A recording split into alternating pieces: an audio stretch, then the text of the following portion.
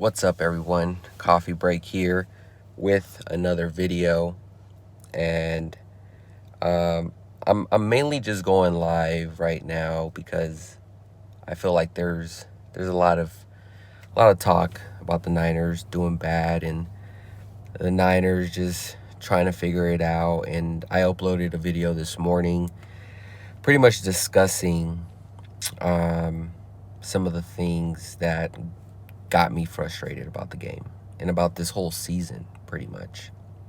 But I say all of that not to say that, Shanahan should be fired or that Shanahan should be let go. I didn't make that video because of that. Really, the whole video is to just point out where I think Shanahan can really grow as a coach. And I feel like he's still, in my opinion, he's still one of, a good offensive coordinator. When he gets it clicking, he's one of the best play callers in the league. But I guess where I really am frustrated is right now at this current state, I don't see Shanahan as a true leader of the 49ers. I feel like he lacks some leadership there. And that's really what I wanted folks to take away from that video. I feel like people thought that I wanted Shanahan gone. I don't think that's the case. And I know that fans right now are really frustrated with him. And I'm with you. I expect more at this point. So what is the plan moving forward? I feel like the plan should be Shanahan should really key on things that he needs to improve on and roll with the rookie. That's, to me, that's the bottom line of the season. It makes no sense if Jimmy misses time and Lance steps in to go back to Jimmy Garoppolo. Regardless of the record, to me, it makes no sense. If this kid is the future, you stick with him, develop him, and so be it. So be it. For some reason, let me see. Here we go. I'm trying to figure this out on my phone. So I think that should be the plan. I think it'll be so dumb if they say, hey, Lance, yeah, you can replace Jimmy while he's hurt, but then once he's healthy again, we're going to switch back. Like, to me, it's just pointless. You're just not giving the rookie any reps that, we're going to eventually see, but you want those growing pains out of the way in a year that could be really not our year. So we're going to see it early, and we're going to see what Lance brings to the table, pretty much. Again, I don't think anyone should be fired. I feel like, for the most part, it hasn't panned out for Coach Shanahan and for John Lynch, but they're not going anywhere. They are here to stay. They signed extensions, and at worst, they're going to see one more year before this really becomes a serious conversation. And I don't think we're at that point yet. We're not at the point where, people are in the hot seat and, this could be their last year. I don't think we're there. Now, I'm not the owner, obviously. If I was the owner, this is not the way I would operate, but Jed York has always shown us different. And so from that perspective, maybe I wouldn't pass anything, I wouldn't look past anything with Jed York. I think he could be a little bit premature with his decisions, and sometimes that can really hurt you. We saw that with, Harbaugh. But it worked out in some instances. Like, Tom Sula was a complete joke. They got rid of him. Chip Kelly was a complete joke. They got rid of him. And then we were able to get Shanahan. So the question for those folks who are serious about firing Shanahan, the question should always be, well, who's the better option out there? I don't really see like anyone who's a hot commodity. Um, Bieniemy is always a guy from Kansas City, the offensive coordinator there. He's always a guy in the conversation. But again, he's been in the conversation for a couple years. For some reason, teams are not picking him. They went with Saleh instead of Bieniemy. So there has to be something there. Now, obviously, we're not in those meetings. We're not in those interviews. Maybe he just doesn't interview well. I don't know what the case may be, but for some reason, um, he's never given that opportunity. But I don't see anyone else. I don't see anyone else being there, which is another reason why, the fire Shanahan thing should just be put in the back burner. It shouldn't even be brought up here at this point in time. Again, this will heavily rely on how Shanahan develops Trey Lance from here on out. If Shanahan cannot develop Trey Lance, and then we see all these other rookie quarterbacks like the Zach Wilsons, the Trevor Lawrences, the Mac Jones of the world succeed, and we see Lance being, a bad decision maker like Jimmy is, then that's when it gets very heavy. But that's going to take, 1 or 2 years before we can determine that, right? So I feel like it's a little premature to get there. But for certain, Shanahan's future with the 49ers really does depend on if they got that Lance pick correctly and if they can develop him, because he's like a raw product, and we understood that when we drafted him. And so the potential's there, but now, along with the player, it's up to the coaches to really get this guy going. And that is, yeah, I mean, talk about swinging for the fences. That's pretty much it. And we'll find out here within the next 2 years what we got in Lance and how good were the coaches with him. So that's pretty much all I wanted to say. That's all I wanted to touch on, was that was kind of sitting on my mind right now while I'm in the car. And I'm just like, you know what? I need to get this out. I need to just, let the folks know. Let me try to get to your comments here while I'm on my phone. Again, I don't think we're firing Lynch. Time to fire special teams. Yeah, special teams is one of those areas where you're just like, man, you either play well or you just make high school mistakes. And that Trent Cannon sequence was as bad as it gets in the NFL. Unacceptable. And he should have been benched right after that. Muffed kickoff and fumble, and we gave it to the Seahawks right then and there. Like, that is inexcusable. But they allowed him to get back onto the field and calls it a touchback when it wasn't. That, to me, I can't get past that. And these are the coaching points that I want folks to really understand. Like, you think Bill Belichick will allow this shit to happen? Like, that doesn't fly in New England.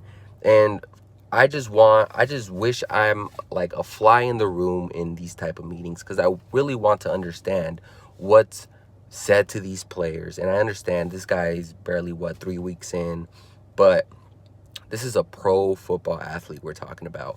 And then you have that punt coverage where he kind of rolls it into the end zone.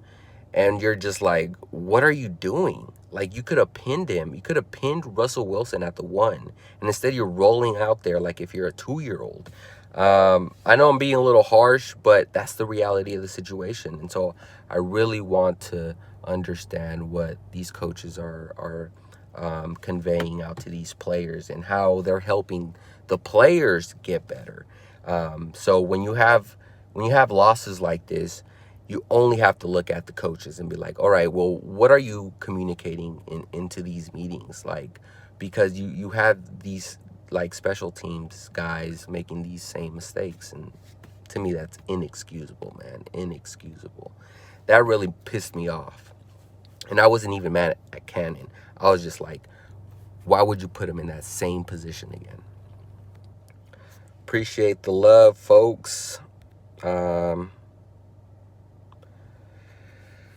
Yeah. And it goes. I say all of this because I see the potential with this team. We're not a scrub team. We're not a Jets team. We're not a Jacksonville. We're honestly better, and this roster indicates that. And when you can't get the best out of everybody, I have to look at the coaches.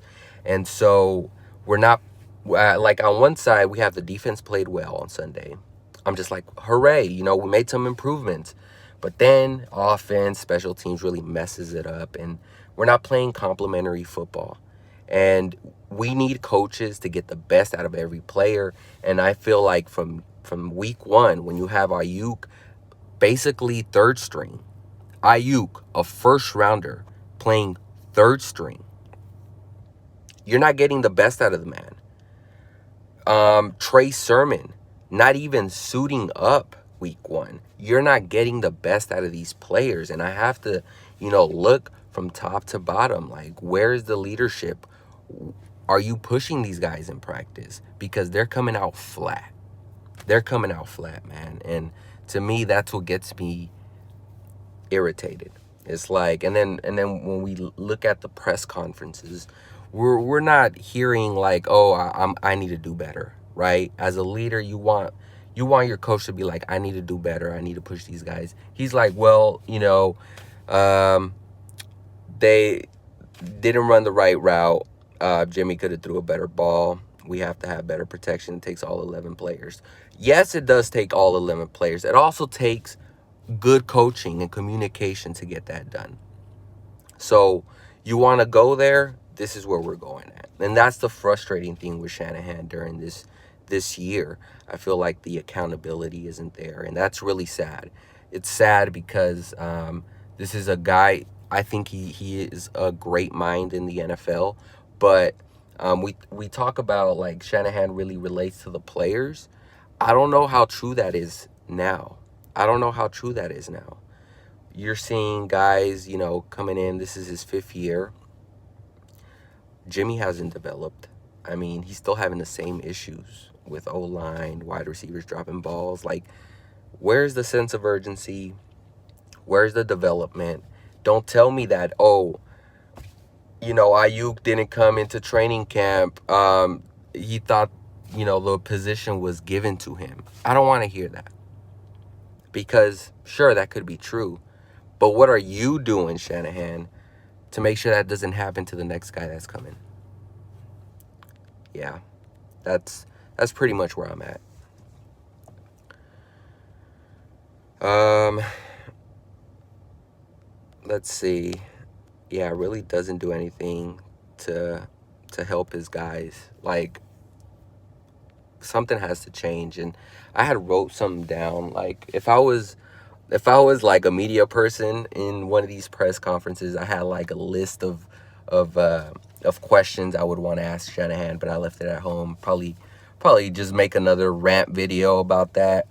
But yeah, man, it's just frustrating because of those points I mentioned. Like, this is not a below average team, and we're playing below average regardless of what our record indicates. This is definitely, at worst, we've been playing average, and we're lucky we won 2 games, right? And I feel like we could have been easily 4-0. Easily 4-0. But we're not getting the best out of each and every guy on the roster. And to me, that's what good coaching does. I mean, how do you overcome when you don't have all the talent in the world? You try to get the best out of each player. And some coaches are really good at that. I feel like Bill Belichick is really good at that, but we're talking about one of the greats. But I think Mike Tomlin from the Steelers does that really well. There's other guys, Pete Carroll. These are coaches that, you think, you don't think that they're these offensive geniuses, but they do get the best out of every player on their roster from top to bottom. And at the end of the day, coaching, when you do your part right and you bring everyone together for one goal, it could be magical, man. And that's all I had to say about that, man. So I guess I'll just touch on Lance for a little bit. Um, I felt like Trey Lance really did play like a rookie, like in his first preseason game. Again, I don't expect much from Lance. Just try not to overthink. If I had to like maybe give him a piece of advice, just like try to just play and have fun. Um, I know the media and some fans can really put some pressure on him, but I don't expect much. I don't expect him to just like pick teams apart. Um, Again, it goes back to coaching. If we put him in good spots where he can be comfortable and practice with the ones, I think he'll gradually get better. But I think we need that to happen this season instead of starting it next year, because we'll essentially lose a year with him just riding the bench. And I'm not saying that'd be terrible, but when the opportunity's there, like it is now, Jimmy's hurt, and let's say he plays the next 2 games, right? Which would be coming off of the bye and then next week in Arizona. I'm hoping that's the case. And I'm also hoping that maybe we'll go 1-1. We lose against the Cardinals, but somehow we're able to beat the Colts. What's to say that, Garoppolo could have done better? Like, there's no way of knowing. So I think the best way to do it is just leaving him out there. Let him figure it out. Let him know what are his limits out in the field, and go from there. I think it doesn't hurt you at all. I think it actually benefits you long term. And so that's how I would approach it. But I'm not Shanahan, so we're gonna wait and see what he says. But anyways, folks, I gotta run. I appreciate those who came in and visited me here in my rant on Monday. But as always, I'll catch you folks on the next one when I have another thought and another rant. All right, folks. See you later.